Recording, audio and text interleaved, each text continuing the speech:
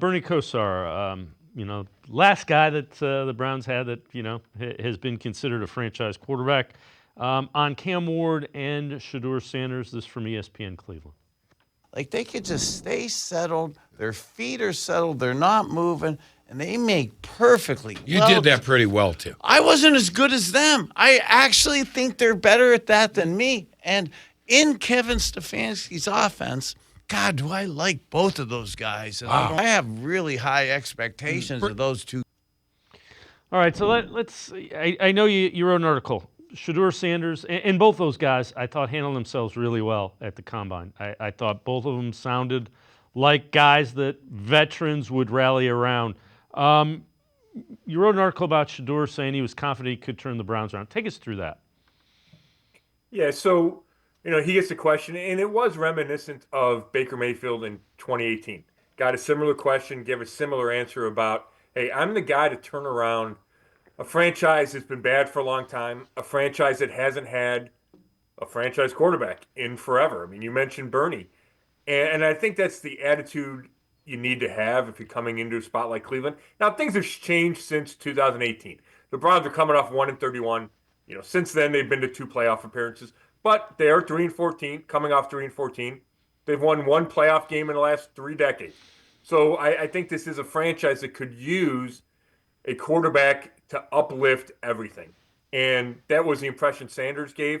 And he said all you had to do is look at history. And he did it at Jackson State, and he did it at Colorado. I think Colorado had 1 win before he got there. Then it won 4, and then this year it won 9 or 10. And at Jackson State, they won 4, and then with him, they won 23 games over 2 years, I want to say. So he pointed to his past, and I think he believes that his personality and leadership will also take that team to another level, like reshape the culture. Culture is so ambiguous, but that was the gist of it. Reshape and help a losing culture and turn it into a winner. In your mind, and I've kind of, I thought Cam Ward was equally adept in what he said, and it doesn't matter where you get drafted; it's what you do and getting that second contract, and I think that's the right mindset. Do you think there's been as much separation as here nationally between Cam Ward and Shedeur? I kind of lean that way. I'm just curious your thoughts. Yeah.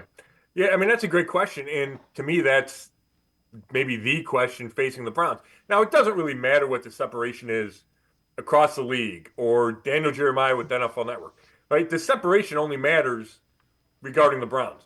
And do they have Shedeur Sanders close enough to Cam Ward to make them both worth the number 2 pick?